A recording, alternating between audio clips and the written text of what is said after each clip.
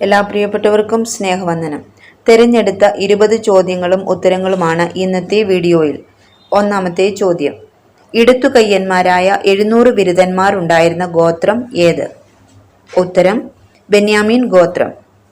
ന്യായാധിപന്മാർ 20-ാം അധ്യായം 12 മുതൽ 16 വരെയുള്ള വാക്യങ്ങൾ. ചോദ്യം 2: പൗലോസിനും സർവ്വസഭയ്ക്കും അതിഥി സൽക്കാരം ചെയ്ത വ്യക്തിയാര്? ഉത്തരം: ഗായോസ്. റോമർ 16-ാം അധ്യായം 23-ാം വാക്യം. ചോദ്യം 3: ശലോമോന്റെ സദൃശവാക്യങ്ങൾ എത്ര? ഉത്തരം: 3000. 1 രാജാക്കന്മാർ 4-ാം അധ്യായം 30 മുതൽ 32 വരെയുള്ള വാക്യങ്ങൾ. ചോദ്യം 4: മാതാവും പിതാവും ഇല്ലാത്ത രാജാവാര്? ഉത്തരം: മൽക്കീസേദെക്ക്. എബ്രായർ 7-ാം അധ്യായം 3-ാം വാക്യം. ചോദ്യം 5: മേത്തരമായ പൊന്നുള്ള ദേശമേത്? ഉത്തരം: ഹവില ദേശം. ഉൽപ്പത്തി 2-ാം അധ്യായം 11-12 വാക്യങ്ങൾ. ചോദ്യം 6: ഒരു വാക്ക് തെറ്റിച്ചു പറഞ്ഞതുകൊണ്ട് 42,000 പേർ മരിക്കേണ്ടി വന്നു. വാക്കേത്? ഉത്തരം: ശിബോലത്ത്. ന്യായാധിപന്മാർ 12-ാം അധ്യായം 6-ാം വാക്യം. ചോദ്യം 7: ഘനശാലികൾ ആയിരിക്കണം ആര്? ഉത്തരം: ശുശ്രൂഷകന്മാർ. 1 തിമോത്തിയോസ് 3-ാം അധ്യായം 8-ാം വാക്യം. ചോദ്യം 8: ഒരു വ്യക്തിക്ക് മാത്രമായി എഴുതപ്പെട്ട ലേഖനം ഏത്? ഉത്തരം: 3 യോഹന്നാൻ. 3 യോഹന്നാൻ 1-ാം വാക്യം. ചോദ്യം 9: ആനക്കൊമ്പുകൊണ്ട് അരമന പണിത രാജാവാര്? ഉത്തരം: ആഹാബ്. 1 രാജാക്കന്മാർ 22-ാം അധ്യായം 39-ാം വാക്യം. ചോദ്യം 10: ഇടം കൈയാൽ അനുഗ്രഹിക്കപ്പെട്ടത് ആർ?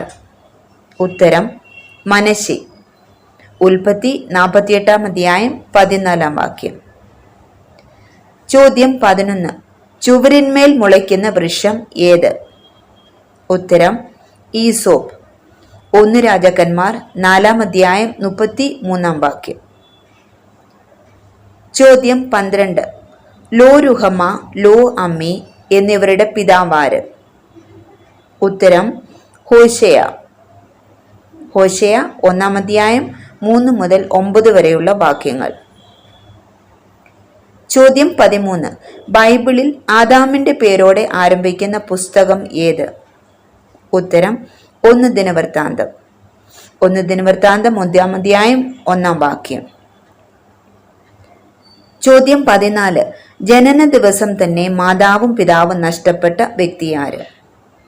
ഉത്തരം: ഈഖാബോദ്. 1 ശമൂവേൽ 4-ാം അധ്യായം 19 മുതൽ 21 വരെയുള്ള വാക്യങ്ങൾ. ചോദ്യം 15: സിരിയോൻ എന്നും സെനീർ എന്നും മറുപേരുള്ള പർവ്വതം ഏത്? ഉത്തരം: ഹെർമോൻ. ആവർത്തനം 3-ാം അധ്യായം 8-9 വാക്യങ്ങൾ.